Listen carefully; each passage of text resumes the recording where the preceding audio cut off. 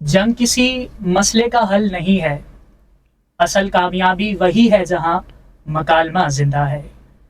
دیکھنے اور سننے والوں کو، تمام تر ناظرین کو سید محمد مہدی کا السلام علیکم ورحمۃ اللہ وبرکاتہ۔ ناظرین کرام، آج دنیا ایک ایسے دور سے گزر رہی ہے جہاں سیاست، ڈپلومیسی، انٹرنیشنل ریلیشن صرف بارڈرز کی حد تک محدود نہیں رہے، بلکہ یہ ہر ملک، ہر سوسائٹی اور ہر انسان کی ذات پر اثر انداز ہوتے دکھائی دیتے ہیں۔ اور اسی کے ساتھ آج کے دور حاضر کی اگر بات کریں تو مڈل ایسٹ کی سچویشن ہو، یا پھر سپر پاور کے درمیان کانفلکٹس، یا پھر اگر ریجنل انسٹیبلٹی ہو، ہر طرف پریشانی اور پریشانی اور پریشانی دکھائی دیتی ہے۔ ناظرین کرام، آج ایک ایسا ٹاپک کہ جو نہ صرف پاکستان کی پالیسی اس سے ریلیٹڈ نہیں ہے، بلکہ پاکستان کی آئیڈیالوجی، اس کے ڈپلومیٹک ویژن اور اس کی آئیڈیالوجی اور کانسٹیٹیوشنل ویژن کو بھی ڈیفائن کرتا ہوا دکھائی دیتا ہے۔ آج کا ٹاپک ہے پاکستان اور پاکستان کا ثالثی کردار کے جو دور حاضر میں امریکہ اور ایران جنگ میں کس طریقے سے پاکستان اپنا بہترین کردار ادا کر رہا ہے۔ آپ سب لوگ جانتے ہیں کہ ایران اور امریکہ کی جنگ کوئی نئی بات نہیں ہے، بلکہ کافی عرصے سے دونوں ممالک کے درمیان کشیدگی جاری ہے، اور اس کا اثر نہ صرف مڈل ایسٹ بلکہ پاکستان پر بھی بڑا گہرا پہنچا ہے۔ اسٹریٹ آف ہارمز کافی عرصے سے بند پڑی ہے، جس کی وجہ سے پاکستان کی اکانومی پر بھی کافی اس کا اثر پڑا ہے۔ اور آج ہم اسی موضوع کو ڈیٹیل میں اسٹڈی کرنے کے لیے یہاں پر بیٹھے ہیں، اور آج ہمارے ساتھ کچھ مہمان بھی موجود ہیں کہ جو اس موضوع پر اپنے اہم خیالات کا اظہار کریں گے، اور ہم یہ جانیں گے کہ اس موضوع کو کس طریقے سے مزید اچھے طریقے سے جانا جا سکتا ہے۔ اور اس وقت ہمارے ساتھ اسٹوڈیو میں موجود ہیں حسن، عابد اور احمد، تینوں کو السلام علیکم ورحمۃ اللہ وبرکاتہ۔ وعلیکم السلام۔ سب سے پہلا سوال میں حسن سے کرتا چلوں گا۔ حسن، ہم اس طرح جانیں گے کہ ایران اور امریکہ کی جنگ دور حاضر میں جاری ہے اور جاریہ ساری ہے، اور اس کا اثر نہ صرف پاکستان بلکہ پوری مڈل ایسٹ پر پڑتا ہوا جا رہا ہے۔ اکانومی آپ سب تمام تر لوگ جانتے ہیں، اور اسی کے ساتھ ساتھ بات ساری یہ ہے کہ پاکستان اس میں ثالثی کردار ادا کر رہا ہے۔ تو پاکستان اپنا کردار کس طرح سے ادا کرتا دکھائی دیتا ہے آپ کو، اور یہ جنگ جو ہے امریکہ اور ایران کی، یہ پاکستان کو کس طرح سے متاثر کر سکتی ہے؟ جب ہم ایران اور امریکہ کے تنازع کو ڈسکس کرتے ہیں تو پاکستان سب سے افیکٹڈ کنٹری اس میں سے ہوگا، کیونکہ پاکستان کا سرحدی تعلق ایران سے موجود ہے۔ اسی طرح ہمارا سفارتی تعلقات امریکہ سے بھی موجود ہیں۔ اسی طرح اگر یہ تنازع ایسکلیشن کی طرف جاتا ہے تو ایران سے آؤٹ فلکس آف ریفیوجیز جب ہوگا تو وہ influx of refugees to Pakistan ہوگا، جس کی وجہ سے انٹرنل سیکورٹی معاملات درپیش آ سکتے ہیں، اور اتنے زیادہ جب ریفیوجیز پاکستان کی طرف آئیں گے تو اس کی وجہ سے اکنامیکل برڈن اور ایگریکلچر برڈن پاکستان کے اوپر پڑے گا۔ اسی طرح اگر ہم امریکہ کی طرف دیکھتے ہیں تو ہم اگر انفلکس آف ریفیوجیز، ایرانی ریفیوجیز پاکستان میں ہوتا ہے تو اس سے ہمارے ایرانی امریکی تعلقات بھی سفر کرتے ہیں۔ اس سے زیادہ گریٹر کانسیکوینسز جو پاکستان کے اوپر آئیں گے وہ اکنامیکل کانسیکوینسز ہیں، جس کی پہلی ویو جو ہے پاکستان ابھی سے فیس کرنا شروع کر دیا ہے پاکستان نے۔ جیسے کہ ہم دیکھ سکتے ہیں کہ پیٹرول کی قیمتوں میں، جس کا آپ نے تذکرہ بھی کیا اپنے ابتدائی بات میں اپنی، پاکستان پیٹرول کی قیمتوں میں خاطر کا اضافہ ہوتا جا رہا ہے۔ اس کی ایک اہم وجہ یہ ہے کہ آبنائے ہرمز پچھلے 40 دن سے بند ہے، جس کی وجہ سے تیل کی مصنوعات جو ہیں وہ ریجن میں آنے جانا نہیں کر پا رہی۔ اسی وجہ سے پیٹرولیم کی قیمتوں میں خاطر کا اضافہ ہو رہا ہے۔ اسی طرح اگر ہم ایک اور امپیکٹ کو دیکھیں جو کہ آنے والے سال میں ہمیں درپیش ہوگا، وہ ایگریکلچر کے معاملے میں ہوگا، کیونکہ دنیا کا تمام 80% کھاد کا جو روٹ ہے وہ آبنائے ہرمز ہے، اور آبنائے ہرمز کی بلاکیج کی وجہ سے یہ کھاد کی امپورٹ جو ہے وہ متاثر ہو رہی ہے، جس کی وجہ سے ہماری اگلے سال کی اور اس آنے والے سالوں کی جو ہارویسٹ ہے وہ خاطر خاص سے افیکٹ ہوگی، جس کی وجہ سے اکانومی پہ بہت زیادہ امپیکٹ آئے گا، جس کی وجہ سے ہمیں امپورٹ کروانی پڑیں گی، بہت بیسک ایگریکلچرل پروڈکٹس بھی ہمیں امپورٹ کرانی پڑیں گی۔ اس وجہ سے پاکستان میں فوڈ سکیورٹی کی بھی خدشات بڑھ سکتے ہیں، جس کے چند اثرات ابھی بھی ہمیں نظر آ رہے ہیں، کچھ شہروں کے اندر، کچھ صوبوں کے اندر اس طرح کے معاملات پیش آ رہے ہیں۔ دوسرا سوال عابد سے ہوگا۔ بچپن سے ہم جو ہے وہ کانسٹیٹیوشن آف پاکستان پڑھتے ہوئے آئے ہیں, پاکستان کی آئیڈیالوجی ڈسکس کرتے ہوئے آئے ہیں. بچوں کو پی ایچ ڈی کی کلاسز میں بتایا جاتا ہے. اس کے علاوہ ہم آگے چلیں تو ہم جب میٹرک یا پھر انٹرمیڈیٹ لیول پر آتے ہیں تو بھی ہم آئیڈیالوجی کو بڑے اچھے انداز میں ڈسکس کرتے ہیں اور جانتے ہیں کہ کس طریقے سے تمام تر چیزیں ہیں. میرا سوال بہت سمپل لیکن بہت اہم ہے, وہ یہ کہ قائد اعظم محمد علی جناح کے ویژن کے مطابق اور پاکستان کے آئین کے مطابق جو دور حاضر میں پاکستان امریکہ اور ایران جنگ میں اپنا ثالثی کردار ادا کر رہا ہے, یہ ثالثی کردار ان دونوں قائد اعظم کے ویژن اور ساتھ ہی ساتھ پاکستان کے آئین, یہ دونوں ثالثی کردار کو کس طرح اس کی حمایت کرتے ہیں؟ بالکل مہدی, آپ نے بہت ہی اچھا سوال پوچھا, اور اس سوال کا ہونا بھی بنتا ہے کیونکہ جس طریقے سے ابھی جو چیزیں چل رہی ہیں, ابھی جو ہمارا نظام سسٹم جو چل رہا ہے اس پر یہ سوال بنتا بھی ہے اور اس کا جواب بنتا ہے, تاکہ پاکستان میں یعنی پاکستان سے باہر بھی جو لوگ ہیں وہ اس چیز کو سمجھیں کہ واقعی پاکستان پہلے کیا تھا اور اب کیا ہے. ہاں, آپ نے بات کی کہ پاکستان کا اب کیا کردار ہے. یہ جو وار چل رہی ہے پاکستان کا, آپ کو پتہ ہے کہ پوری دنیا کی نظر آج پاکستان پہ ہے. دنیا کے جو بھی پرائم منسٹر ہیں, جو بھی ممالک ہیں, وہ سب پاکستان کو دیکھ رہے ہیں. حال ہی میں پاکستان میں امریکہ کے وائس پریزیڈنٹ اور ایران کے بھی پریزیڈنٹس آئے تھے, انہوں نے اسلام بالکل. اور دیکھیں, ایک ایسا کنٹری جس پر آپ نے پچھلے کچھ سالوں سے ٹیررسٹ کی باتیں کی, مطلب آپ نے اتنے پہ الزام لگائے, اس کے باوجود جب اچانک سے ایسی چیزیں ہو رہی ہیں تو اس سے یہ ثابت ہوتا ہے کہ پاکستان ایک بہت ہی نیشنلٹی کے حساب سے ایک بہت ہی اچھی کنٹری ہے, اور بہت ہی اس میں ایسی محافظ موجود ہیں جو کہ پاکستان کو اتنا اچھے سے چلا سکتے ہیں.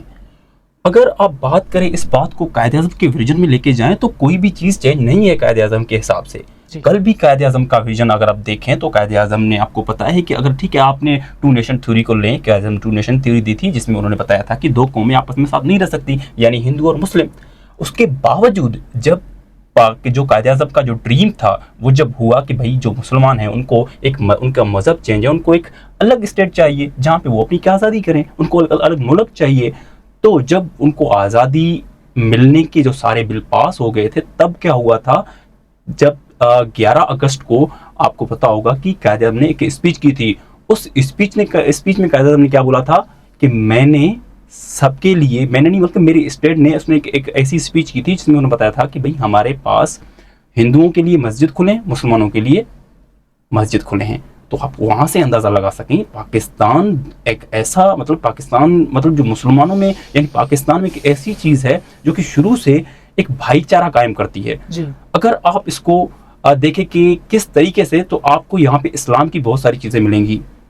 اسلام میں آپ نے دیکھا کہ حضور صلی اللہ علیہ وسلم نے کافی سارے ایسے واقعات ہیں جہاں پہ انہوں نے صلح کروائے. تو پاکستان بیسیکلی وہی کام کر رہا ہے اور وہی کام کرتا آ رہا ہے. وہ آپ قائد اعظم سے دیکھیں یا پھر آج آپ شہباز شریف اور ہمارے فیلڈ مارشل سے دیکھیں تو وہی کام چلتے آ رہے ہیں. تو پاکستان ہمیشہ پاکستان یہ چاہے. باقی رہی بات قائد اعظم کی, تو قائد اعظم کا وہی ویژن تھا جو آج ہمارے پاس ہمارے جو پرائم منسٹرز اور جو بھی ہمارے اداروں کو سنبھالنے والے ہیں. خوب, بہت بہترین بات کری عابد آپ نے. یقیناً آپ کی بات سے بہت اچھے طریقے سے اس بات کا اندازہ لگایا جا سکتا ہے کہ پاکستان جو ثالثی کردار ادا کر رہا ہے وہ اسلامی طرز نظر اور اسلام کی نظر سے دیکھا جائے, وہ پاکستان کے آئین کے مطابق دیکھا جائے, انفیکٹ کہ قائد اعظم محمد علی جناح کے ویژن کے مطابق دیکھا جائے تو پاکستان بہترین کردار ادا کر رہا ہے ثالثی ملک کی حیثیت سے. بہت خوب عابد. اب میں اپنے آخری سوال کا جو ہے وہ اپنے سوال کو پیش کرتا چلوں, اور میرا آخری سوال جو ہے وہ احمد سے ہوگا.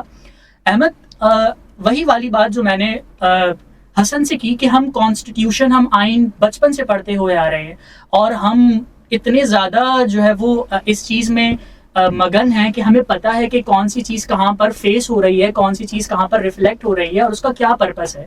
میرا سوال سمپل سا یہ ہے, اگر میں دور حاضر کی تمام تر حالات کو لوں جو کہ آپ تمام تر لوگ اس سے باخبر ہیں, تو پاکستان کا ایسا کون سا آرٹیکل ہے یا آئین پاکستان کا ایک ایسا کون سا آرٹیکل آپ دیکھتے ہیں, آپ کی نظر میں موجود ہے کہ جو پاکستان کو تمام تر ملک سے دوستانہ رویہ اختیار کرنے اور اس پورے کے پورے کانفلکٹس کے اندر, اس پوری کی پوری چیز کے اندر, اس پورے ایران اور امریکہ جنگ کے اندر پاکستان جو ثالثی کردار ادا کر رہا ہے اس کا درس دیتا ہے یا اس کی بات کرتا نظر آتا ہے؟ السلام علیکم. وعلیکم السلام. جی میں آپ کا آنسر اس طرح دینا چاہوں گا کہ جو ہمارا کانسٹیٹیوشن 1973 ہے، اس جو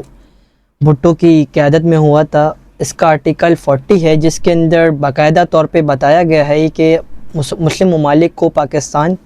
دوستانہ ماحول قائم رکھے اور انٹرنیشنل پیس کو پاکستان پروموٹ کرے. جی اور اس کی میں آپ کو اگزامپل جو ریسنٹ ایونٹس ہیں اس کے ساتھ دیتا چلوں کہ لائک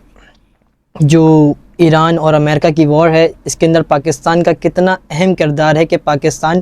انٹرنیشنل لیول پہ کتنا ریکگنائز ہو گیا for their peace and their army. Like Qatar کے ساتھ ہمارا کانٹریکٹ چل رہا ہے، سعودی عرب کے ساتھ کانٹریکٹ چل رہا ہے، تو یہ سب چیزیں ایز سچ جیسا پاکستان ایک کنٹری ہے اور وہ کافی ڈیفیکلٹ فیز سے گزر رہی ہے، جی تو یہ باقی نیشنز کے لیے تھوڑا بہت یا بہت مشکل ہوگا، لیکن پاکستان یہ کردار ادا کر رہا ہے. تو ان یہ حالات میں بھی پاکستان اپنا بہترین کردار بالکل ادا ایسا ہی دکھائی ہے، دیتا جی بالکل اپنا کردار ادا کرتا جا رہا ہے. تو میں شعر کو کہوں گا کہ وہ تو عزو منتشا وہ تو ذل منتشا، جی جی کہ اللہ چاہے جس سے عزت دے اور اللہ جس سے چاہے ذلت دے. جی اور یہ ایک ریسنٹ ایونٹ آپ کو شاید پتہ ہو کہ نہ پتہ ہو کہ لائک جو ابھی یہ انڈیا کی شپ پانی میں پھنس گئی تھی، تو پاکستان کے کوسٹ گارڈس نے وداؤٹ اینی کاسٹ کلچر ان کی جا کے مدد کری، ان کو ریسکیو کیا تو یہ بالکل پاکستان کی جو پکچر پورٹرے کر رہا ہے، یہ لائک ہمارے لیے ایک فخر کی بات ہے کہ ہمارا ملک اتنی سب چیزوں ہارڈشپ کے بعد بھی اتنا پیس پروموٹ کر رہا ہے، اور ہمیں انٹرنیشنل لیول پہ اتنی ہمیں ترقی ملی ہے، اتنی ہمیں اچھی پکچر ملی کہ لائک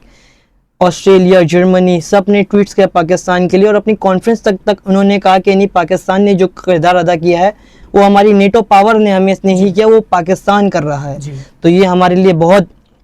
ایک فخر کی بات ہے کہ ہم ایز اے قوم فخر سے کہہ سکتے ہیں کہ ہم اس ملک میں رہتے ہیں. لائک آپ کو پتہ ہے کہ ہمارے جو پرائم منسٹر شہباز شریف صاحب اور فیلڈ مارشل آصف منیر صاحب کہ لائک انہوں نے کتنا ایک اہم کردار ادا کیا ہے کہ ڈی جی ایونٹس جو کبھی پاکستان تک نہیں ہے وہ پاکستان ہے، اور یہ بہت، اور اس کا ہمارے جو برابر والے ملک ہیں ان سے وہ کتنا زیادہ، ان کا آپ کو پولیٹکس پہ ان کے نیوز چینل پہ دکھے گا کہ وہ بالکل اس چیز کو پسند نہیں کر رہے کہ لائک مودی، اگر ہم ریئلسٹک پہ بات کریں تو انڈیا ہم سے بہت چیزوں میں آگے ہے اور ان کی فوج وغیرہ بھی، لیکن ہماری جو آرمی ہے اور یہ ہماری جو کنٹری ہے یہ سے اللہ نے عزت دی ہوئی ہے، اور ہمارے آرٹیکلس اور کانسٹیٹیوشن اس بیس پر ہیں کہ بالکل ہم اسی چیز کو لے کے چلا رہے ہیں. بہت خوب. وَتُعِزُّ مَن تَشَاءُ وَتُذِلُّ مَن تَشَاءُ. خدا جسے چاہے عزت دے، جسے چاہے ذلت دے. آپ تمام تر تینوں گیسٹ کا بہت شکریہ کہ آپ نے یہاں پر آئے اور اپنے خیالات کا اظہار کرا. ناظرین کرام، پاکستان وہ ملک ہے کہ جو آج کے دور میں دنیا کی ہر نگاہ کا مرکز بنا ہوا ہے. پاکستان کو لوگ آج فخر کی نگاہوں سے دیکھتے ہیں. ایون کہ پاکستان کا پاسپورٹ اب جب لے کر جاتے ہیں تو پتہ چلتا ہے کہ ہم پاکستانی ہیں. ہمارا ہرا پاسپورٹ اس بات کی نشاندہی کرتا ہے کہ پاکستان نے ہر موقع پر اپنے آپ کو منوایا ہے، چاہے وہ بنیان المرصوص ہو یا چاہے وہ پاکستان اسلام آباد پیس ٹاک ہو. پاکستان ہمیشہ زندہ باد تھا، ہمیشہ زندہ باد ہے اور ہمیشہ زندہ باد رہے گا. آپ تمام تر لوگوں کا بہت شکریہ. اور ناظرین کرام، اسی کے ساتھ ہم اپنے اس پوڈ کاسٹ کو اختتام کی طرف لے کر جاتے ہیں، اور امید کرتے ہیں کہ انشاءاللہ ان تمام تر باتوں کو کہ جو ایک نتائج اور ایک نتیجے کی طرف پہنچی ہیں کہ پاکستان کس طریقے سے اپنا ثالثی کردار ان جنگ میں ادا کر رہا ہے، یقیناً یہ ایک قابل تحسین اور قابل فخر بات ہے. ناظرین کرام، ہمارا پروگرام یوتھ ٹاک انشاءاللہ دوبارہ کسی موضوع پر آپ تمام تر لوگوں کے سامنے انشاءاللہ ہم پیش ہوں گے اور کسی موضوع کو ڈسکس کریں گے. تب تک کے لیے آپ کے میزبان سید محمد مہدی کو دیجیے اجازت. تب تک کے لیے اللہ حافظ و ناصر. پاکستان زندہ باد.